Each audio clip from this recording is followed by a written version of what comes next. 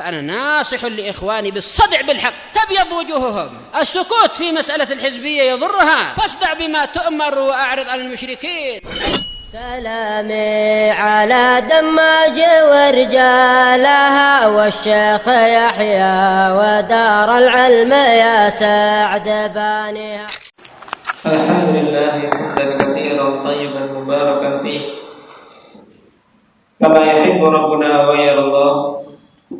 أشهد أن لا إله إلا الله وحده لا شريك له وأشهد أن محمدا عبده ورسوله صلى الله عليه وعلى آله وأصحابه ومن تبعهم بإحسان إلى يوم الدين. أما بعد. Ikhwani fillah, azza Allah wa iyyakum. Pada pertemuan terakhir kita telah masuk pada babul i'rabi wal bid'ah,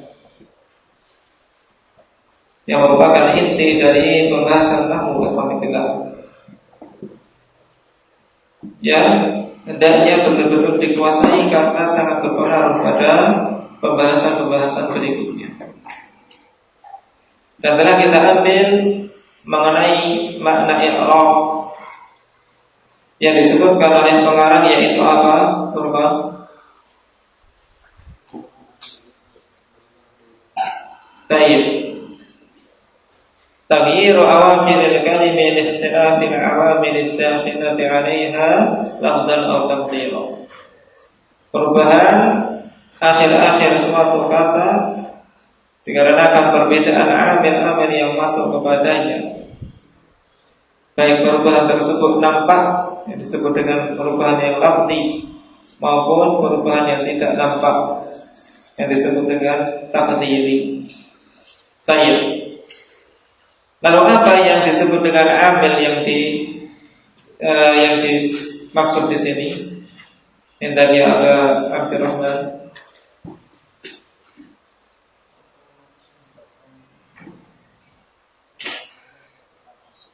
Nah, amil adalah sesuatu yang menyebabkan akhir-akhir suatu kata berubah.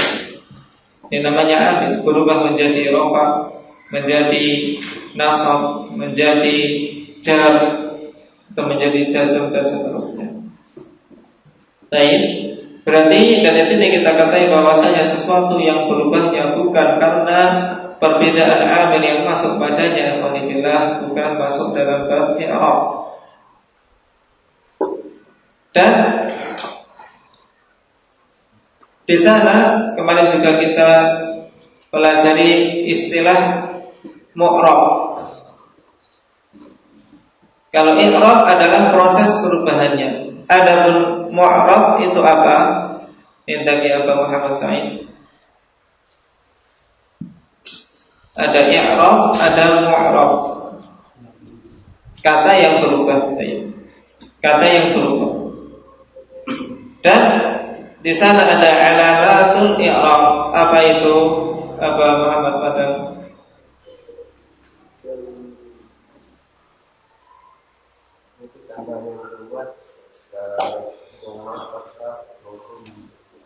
Nah, tanda perubahannya, baik itu berupa dhammah, fathah, kasrah, ini disebut dengan alamatul i'rab.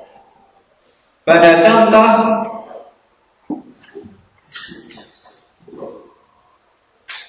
Darabtu Muhammadan. Darabtu Muhammadan. Mana yang disebut dengan i'rab? Indaki Abu Mujahid. Darabtu Muhammadan.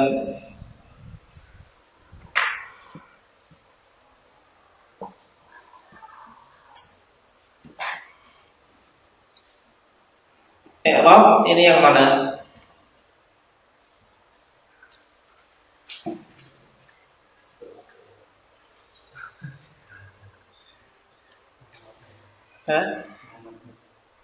Nah, perubahannya Muhammadannya, perubahan dari yang asalnya ya dun menjadi dan, menjadi Muhammadan, namanya i'rab. Kemudian alamatul i'rab ini yang mana? Hendak ya baca apa? Alamat i'rabnya ini mana? Karena yang terlihat ikhwani fillah kan pada kata darabtu Muhammadan ini yang kelihatan cuma dua, yaitu alamat i'rabnya dan mu'rabnya. Adapun i'rab adalah suatu proses. Misalnya yang tadinya ja'a Muhammadun berubah menjadi darabtu Muhammadan, berubah dari dun menjadi dan di akhir kata tersebut, inilah yang disebut dengan i'rab. Jadi pada suatu kalimat yang kelihatan secara zahir adalah alamat i'rabnya dan kata yang dikategorikan mu'rab. Pada contoh darabtu Muhammadan tadi, kita lihat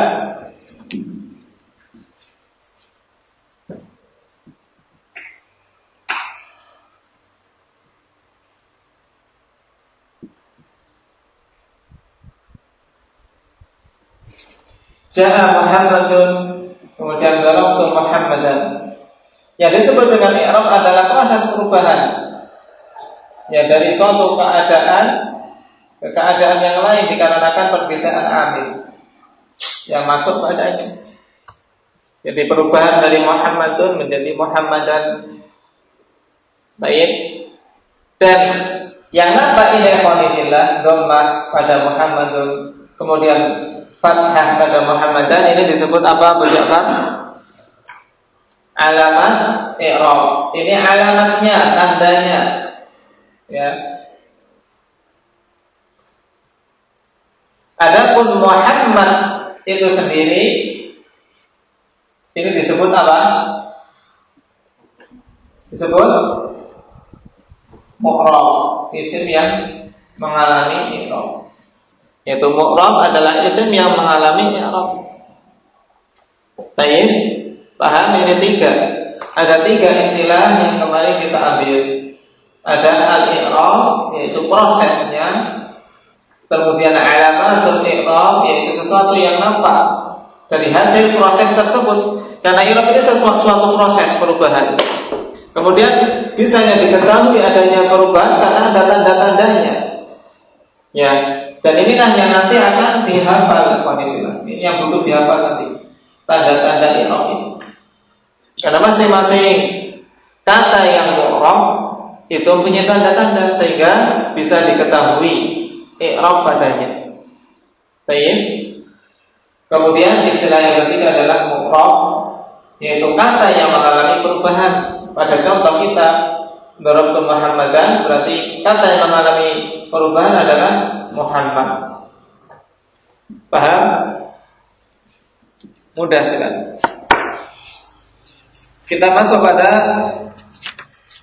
pembahasan berikutnya.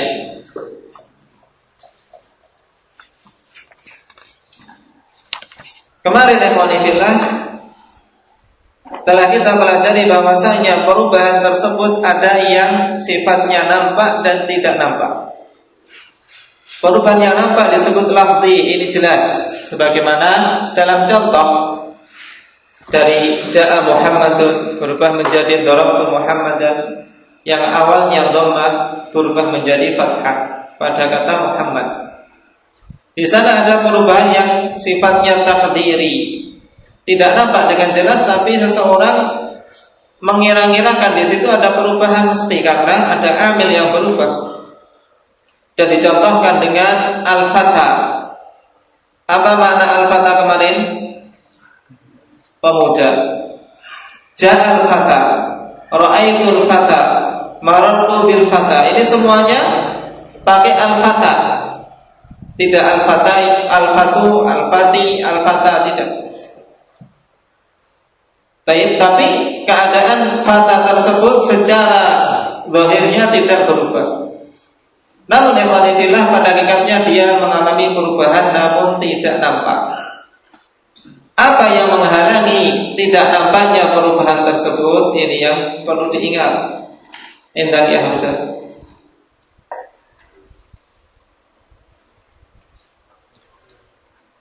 Ta'adzur, taib. Yang menyebabkan tidak nampak karena ta'adzur, berudzur untuk menunjukkan adanya perubahan di akhir kata tersebut. Kenapa dia berudzur? Sufyan,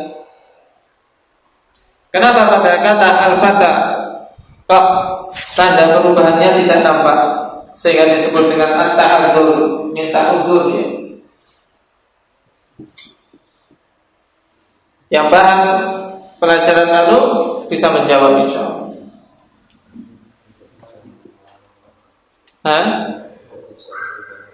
Nah, karena akhirnya berupa alif. Dan alif sifatnya apa? Tidak bisa menerima harokat selama-lamanya. Demikian pula Musa misalnya, Ja'a Musa. Akhir dari kata Musa ini alif, ya kan? Maka dia tetap tidak kelihatan. Ra'aitu Musa, marartu bi Musa.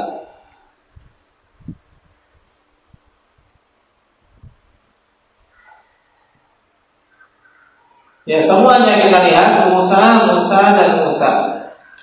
Padahal harusnya kalau pada Ja'a Musa ini dhammah, ra'aitu Musa ini fathah, marartu bi Musa ini kasrah. Cuman tidak nampak ikhwanifillah, yang menghalangi tidak nampaknya tersebut namanya apa? At-ta'adzur. Di sana masih ada dua penghalang lagi. Dua penghalang yang menghalangi nampaknya suatu i'rab, nampaknya suatu perubahan. Sekarang diingat-ingat kalau suatu kata akhirnya adalah alif lazimah, namanya alif lazimah. Ya. Maka ya dia tidak akan bisa menampakkan perubahannya. Dan nama sebab yang menghalanginya adalah at-ta'adzur.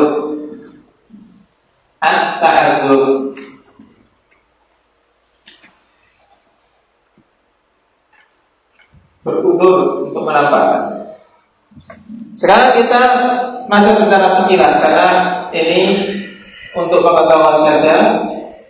Baik, dan akan diperdalam pada kitab yang lebih luas cakupannya. Karena memang pada sebagian mubtadi', sebagian pemula mungkin sulit untuk dibahas. Sebab yang kedua yang dinamakan antiqol.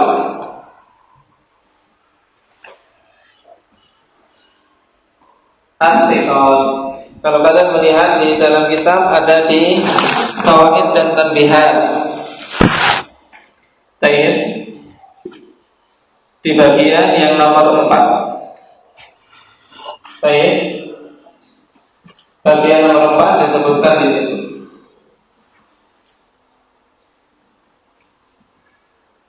Setelah kita ambil at-ta'adzur, kita masuk pada at-tiqal yang bermakna berat, ikhwanillah. Berat untuk menampakkan perubahannya. Baik.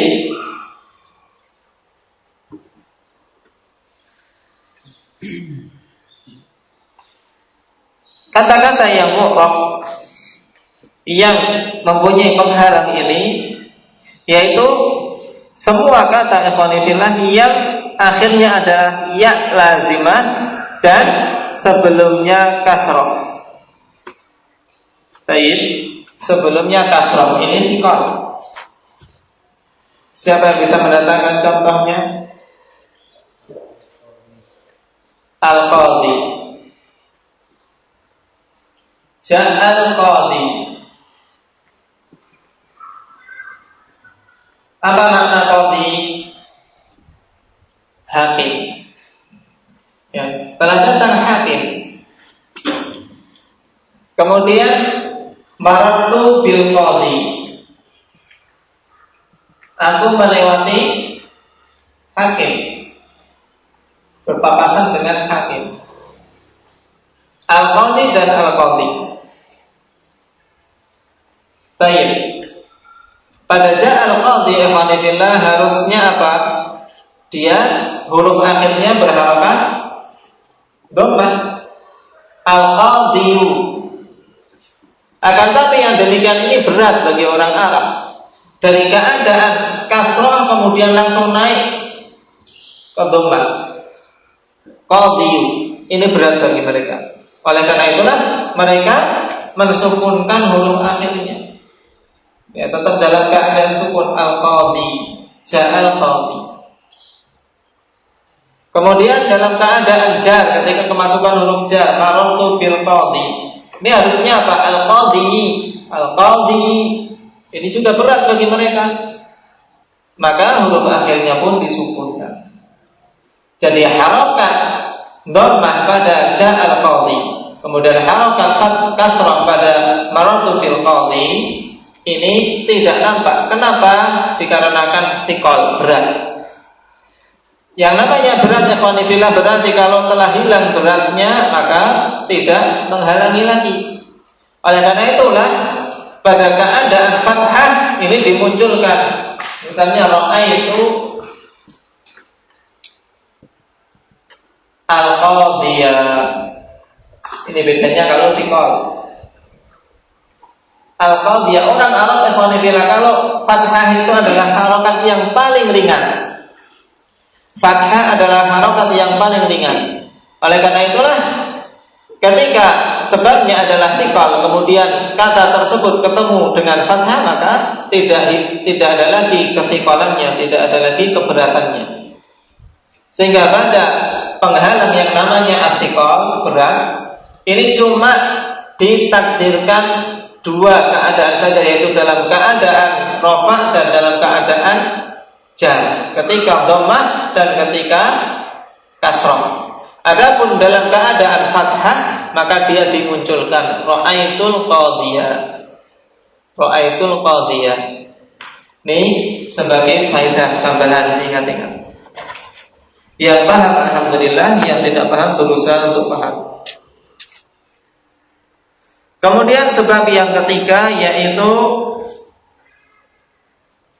ketika berhubungan dengan atau ketika bergabung atau diidhofahkan dengan ya mutakallim.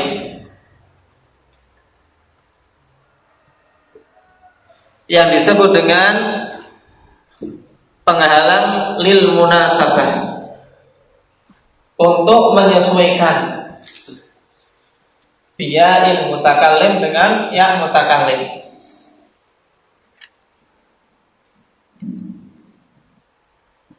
Al-munasabah ini penghalang yang ketiga. Ketika sesuatu diidhofahkan atau digabungkan kepada ya mutakallim menunjukkan milik. Hadza qalami, ini penaku.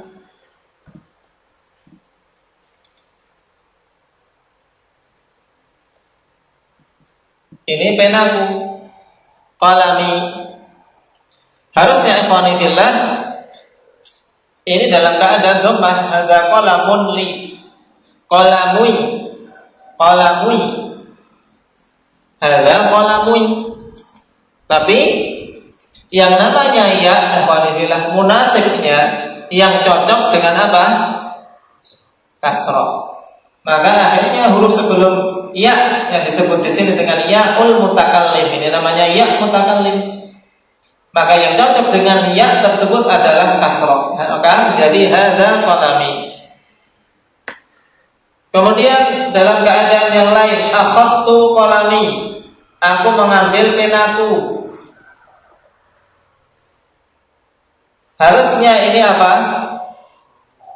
Akhadtu qalamai, keadaan fathah, qalamai. Tapi karena yang cocok dengan ya itu adalah kasrah, maka tidak fathah lagi tapi menjadi kasrah. Akhadtu qalami. Baik. Kemudian dalam keadaan jar,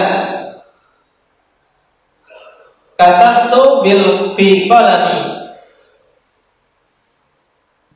aku menulis dengan penaku. Katabtu bi qalami.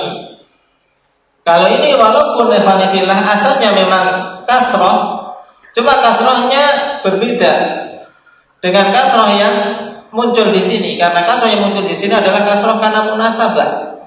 Oleh karena itulah pada ketiga keadaan ini semuanya ya ditakdirkan.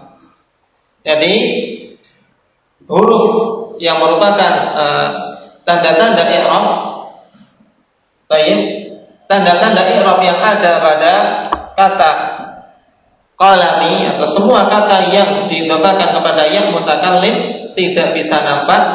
Apa yang menyebabkan tidak nampak? Kenapa? Lil munasabah apa? Biharakatil ya'il mutakallim. Atau untuk lebih ringkasnya lil munasabah, untuk menyesuaikan dengan ya mutakallim. Ini 3 sebab. Jadi dalam pembahasan i'rab yang takdiri di sana ada 3 sebab yang menghalangi munculnya tanda-tanda i'rab secara jelas. Yang pertama at-ta'adzur, yang kedua at-thiqal, yang ketiga al-munasabah. Baik. Ini diingat-ingat terlebih dahulu insyaallah untuk penalarannya, kemudian pengembangannya pada kitab-kitab yang lebih luas agar tidak menjadikan kita merasa sulit pada pembahasan nahwu ini.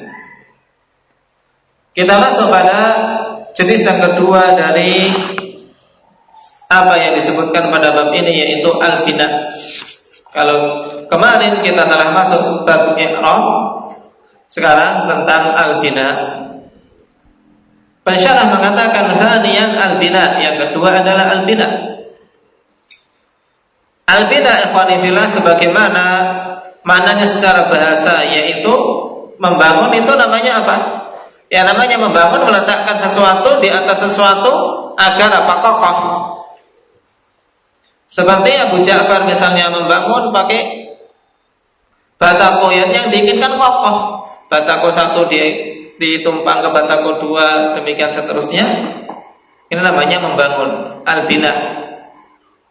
Nah, dari kata kekokohan yang diinginkan pada suatu bangunan ikhwani fillah, maka diambil pengertian pada istilah nahwu. Sehingga makna al-bina adalah huwa luzumu akhiril kalimah halatan wahidah. Ini nama al-bina. Ta'rifuhu huwa luzumu akhiril kalimah halatan wahidah. Pengertiannya yaitu tetapnya akhir suatu kata pada satu keadaan. Jadi akhir suatu kata ini menetapi satu keadaan saja, tidak berubah-ubah seperti kata Muhammad di sini dalam contoh yang tadi kita datangkan. Kalau kata Muhammad kita lihat Ja'a Muhammadun, ini keadaannya huruf akhirnya berharokat dhamma. Darabtu Muhammadan, huruf akhirnya berharokat fathah. Marartu bi Muhammadin, ini berubah lagi menjadi kasrah. Adapun bina ikhwani fillah, dia menetapi satu keadaan terus, tidak berubah-ubah. Sebagaimana suatu bangunan yang diinginkan adalah bangunan ini kokoh, tidak berubah-ubah. Baik, ini pengertiannya. Sekarang contohnya, misaluhu, contohnya, luzumu akhiri haula harakatal kasri, yaitu tetapnya akhir dari kata haula. Kata haula kita lihat, haula ini akhwani fillah, kata haula huruf akhirnya yang berupa apa? Berupa apa ini? Hamzah senantiasa kasrah. Ya, kemasukan apapun dia tidak akan berubah, tidak akan menjadi haula'u, tidak akan menjadi haula'a, tetapi mesti dan terus menerus menjadi haula'i. Ini yang namanya bina. Tetapnya akhir kata tersebut. Dikatakan di sini luzumu akhiri haula harakatal kasri ma'akhtilafil awamilid dakhilati 'alaiha. Contoh bina adalah tetapnya akhir. Jadi tetapnya akhir kata haula pada keadaan harokat kasroh bersamaan dengan perbedaan amil-amil yang masuk padanya. Jadi amil apa saja masuk padanya tidak berpengaruh. Taib, ini namanya al-bidah. Dari sini didatangkan contoh fi qaulihi ta'ala pada firman Allah Subhanahu wa ta'ala, haula'i qaumuna. Ini dalam keadaan rafa harusnya. Taib yang tandanya adalah dhammah. Haula'i qaumuna, haula dalam keadaan rafa. Yang seharusnya kalau dia itu mu'rab harokatnya dhammah, tapi karena dia mabni, suatu kata yang senantiasa tetap keadaannya, maka dia tetap saja dalam keadaan kasrah. Demikian pula inna haula'i qaumun. Inna ini amil yang menyebabkan kata yang dimasukinya nasab.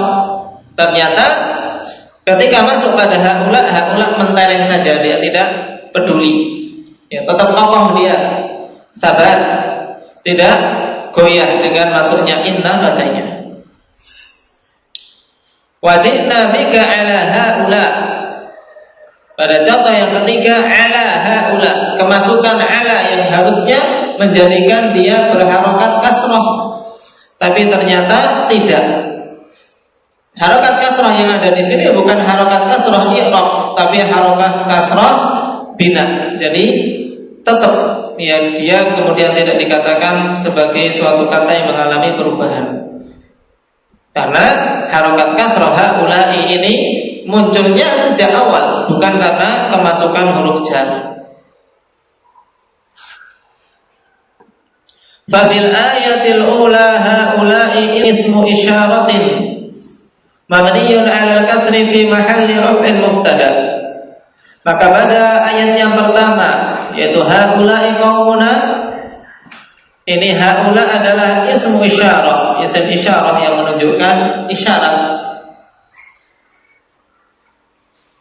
mereka itu, yang mabniyun 'alal kasri, mabni atas kasrah. Maksudnya mabni atas kasrah yang manifila dia senantiasa kokoh dalam keadaan kasrah, terus menerus keadaannya kasrah. Fi mahalli raf'in mubtada, pada tempat rafa. Dia seharusnya dhammah tapi tidak bisa karena mabni, akhirnya dia dikatakan seperti ini, fi mahalli raf'in mubtada. Dia berada pada tempatnya rafa sebagai mubtada. Wa fil ayati tsaniyah haula'i ismu isyaratin mabniyun 'alal kasri fi mahalli nasbin ismu inna. Ini yang seperti ini namanya ya pengi'raban ya. Cara mengi'rab yaitu suatu kata diketahui kedudukan, ya kedudukannya dalam suatu kalimat itu apa. Maka pada inna haula'i qaumun, haula cara mengi'rabnya seperti dicontohkan di sini. Ismu isyaratin mabniyun 'alal kasri fi mahalli nasbin ismu inna. Isim isyarah yang mabni atas kasrah pada tempatnya nasab sebagai isimnya inna. Dan semua ini insyaallah akan kita pelajari masing-masingnya. Kalau ada isim inna, ada mubtada, ada yang namanya rafa, ada yang namanya jar, insyaallah semuanya itu akan kita lewati satu persatu. Sekarang beliau sedang memberikan contoh saja bahwasanya kata haula ini tetap saja keadaannya kasrah, tidak peduli apapun yang masuk kepadanya. Maka kita baca apa yang disebutkan di dalam kitab. Wa fil ayati tsanitsah, pada ayat yang ketiga, haula pada ji'na bika ala haula. Ya, contoh yang ketiga ini isim isyarah mabniyun 'alal kasri fi mahalli jarrin bi harfil jar. Isim isyarah yang mabni atas kasrah pada tempatnya jar dikarenakan kemasukan huruf jar ala. Baik. Yang menjadi inti dari contoh ini dan keterangan yang disebutkan di sini, bahwasanya kata haula termasuk kategori kata yang tetap saja huruf akhirnya tidak mengalami perubahan. Dan yang diinginkan di sini adalah tetapnya keadaan harokat akhir dari haula ini kasrah, dan inilah yang disebut dengan bina, yaitu tetapnya keadaan suatu kata pada keadaan yang sama, terus menerus menetapi satu keadaan. Ini namanya bina. Sekarang fal mabni itu apa? Jadi ada bina, ada mabni. Fal mabni tsabitun la yataghayyaru akhiruh. Yaitu mabni adalah suatu kata yang tetap, yang akhirnya tidak berubah. Bisa dari dukhulil awamilil mukhtalifah. Tidak berubah akhirnya dengan sebab masuknya amil-amil yang berbeda-beda padanya. Tayyib ini yang disebut dengan mabni. Jadi ada al-bina, ada al-mabni. Kalau kemarin ada al-i'rab, ada al-mu'rab.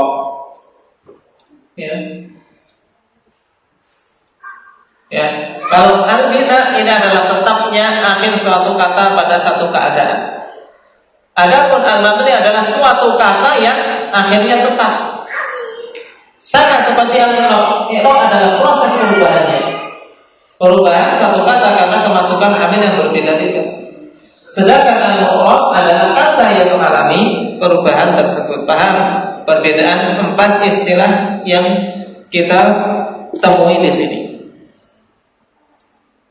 Kemudian dalam masalah mabni ikhwani fillah dikatakan di sini wa inna ma yubna ala ma sumi'a bi, ala ma sumi'a alaihi.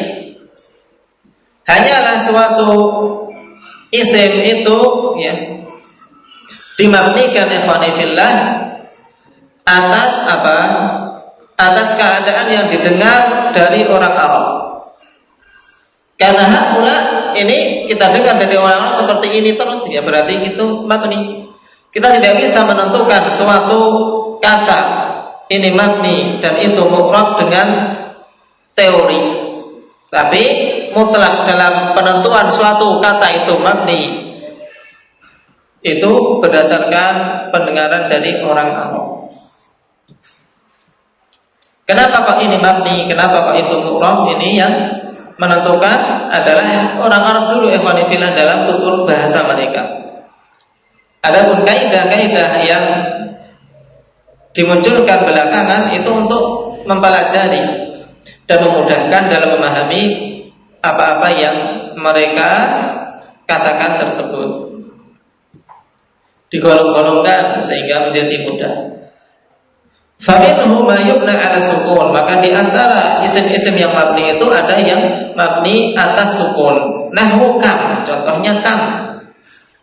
Apa makna kam? Suatu kata apa? Kata tanya untuk menanyakan jumlah berapa. Ini kam. Wa minhu ma yubna ala al-fath, dan di antaranya ada yang dimabnikan atas fathah. Huruf akhirnya berharokat fathah terus menerus. Nahwu contohnya aina. Aina, apa makna aina? Nah, suatu pertanyaan untuk menanyakan tempat di mana. Wa minhum ma yubna 'alal kasri, dan di antaranya ada yang mabni atas kasrah. Nahwu amsi. Amsi. Apa makna amsi? Kemarin. Ya, isim yang menunjukkan hari sebelum hari yang kita berada di dalamnya ini, kemarin. Nggak ada amsu, ya, tapi amsi terus menerus. Wa minhu ma yubna 'ala dhammi, dan di antaranya lagi ada yang mabni atas dhammah. Nahwu haitsu, contohnya adalah haitsu. Tayyib, fa anwa'ul bina'i arba'ah, maka berdasarkan keterangan ini ikhwani fillah, macam-macam bina itu ada 4. Ya, ad-dhammu wal fathu wal kasru was sukun, yaitu ya dhammah, fathah, kasrah dan sukun. Ada yang mabninya atas dhammah, ada yang mabni atas kasrah, ada yang mabni atas fathah, ada yang di atas sukun. Tayyib. Ini pembahasan ringkas ya, sebagai perkenalan ya, tentang istilah al-bina ikhwanillah. Jadi ada al-i'rab, ada al-bina, kemudian ada al-mu'rab, ada al-mabni. Tayyib. Barakallahu fiikum. Naktafi bihadza.